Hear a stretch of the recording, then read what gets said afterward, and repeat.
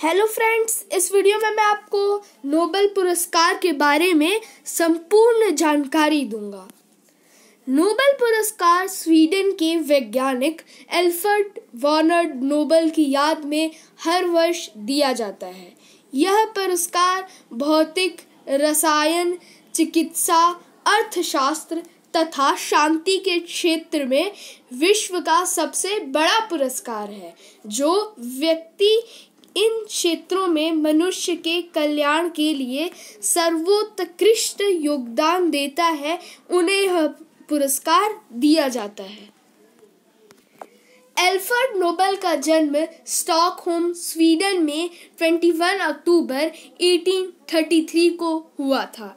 Alfred Nobel एक महान वैज्ञानिक और उद्योगपति थे। उन्होंने अपने जीवन काल में 355 आविष्कार किए, परंतु उनको सबसे ज्यादा प्रसिद्धि और धन 1867 में डायनामाइट के आविष्कार से मिला। 10 दिसंबर 1896 को एल्फ्रेड नोबेल की मृत्यु हो गई, परंतु उसके पहले 27 नवंबर 1895 को उन्होंने अपनी वसीयत लिखी और उसमें इच्छा जाहिर की थी कि उनके मृत्यु के उपरांत भौतिक, रसायन, चिकित्सा, साहित्य तथा शांति के क्षेत्र में मनुष्य के लिए कल्याणकारी कार्य में सर्वोच्च योगदान देने वाले व्यक्तियों को हर वर्ष पुरस्कार दिया जाए। इसके लिए उन्होंने अपनी संपत्ति का एक बहुत बड़ा हिस्सा एक ट्रस्ट के नाम कर दिया था। पुरस्कार को संचालित करने के लिए 26 जून 1900 को नोबेल फाउंडेशन की स्थापना की गई, जिसमें कुल 5 सदस्य होते हैं और फाउंडेशन के मुखिया को स्वीडन के राजा के द्वारा चुना जाता है। एल्फ्रेड नोबेल द्वारा दिया गया धन स्वीडिश बैंक में जमा है और इस धन से प्राप्त ब्याज से हर वर्ष नोबेल पुरस्कार दिया जाता है। पुरस्कार की धनराशि नोबेल फाउंडेशन तय करती है, जो कि बैंक से मिले हुए ब्याज पर निर्भर है। यह राशि हर साल बदलती रहती है। 2020 के लिए नोबेल पुरस्कार की राशि $11 लाख है। 1901 में पहली बार नोबेल पुरस्कार दिए गए। 1969 में पुरस्कारों की श्रेणी में अर्थशास्त्र को भी जोड़ दिया गया।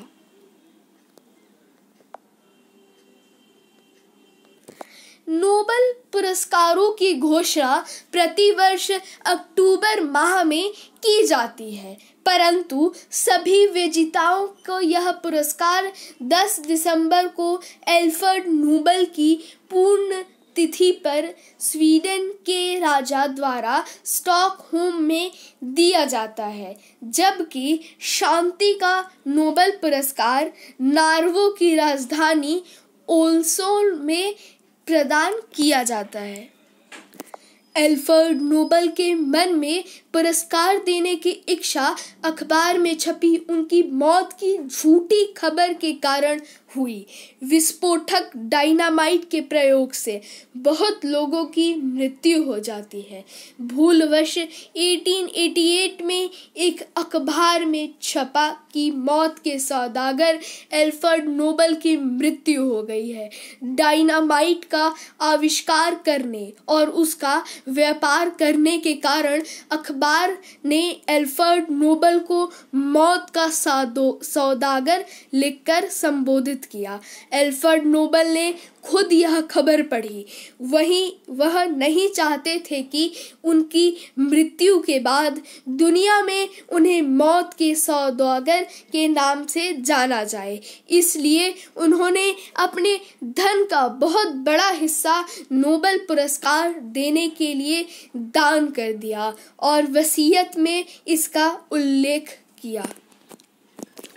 यह सर्वोच्च सम्मान किसे प्राप्त हो, इसका चुनाव करने के लिए अलग अलग संस्थाएं निर्धारित हैं। Royal Swedish academy of sciences, रसायन, भौतिक और अर्थशास्त्र के क्षेत्र में नोबेल पुरस्कार विजेताओं का चयन करती है। कैरोलिन इंस्टीट्यूट स्टॉकहोम, स्वीडन की नोबेल समिति चिकित्सा क्षेत्र में नोबेल पुरस्कार विजेता की घोषणा करती है। साहित्य के क्षेत्र में नोबेल पुरस्कार की घोषणा स्वीडिश एकेडमी स्टॉकहोम द्वारा किया जाता है। शांति के लिए नोबेल पुरस्कार विजेता का चयन नॉर्वे की संसद द्वारा बनाई गई समिति तय करती है। 1913 में रविंद्रनाथ टैगोर एशिया तथा भारत के प्रथम व्यक्ति थे जिन्हें साहित्य के क्षेत्र में उनकी रचना गीतांजलि के लिए नोबेल पुरस्कार से सम्मानित किया गया। तो यहाँ पे उन लोगों के नाम है भारतीय नागरिक जिन्हें नोबेल पुरस्कार से नवाजा गया। ये उन लोगों के नाम है, आप इनके नाम पढ़ सकते हैं।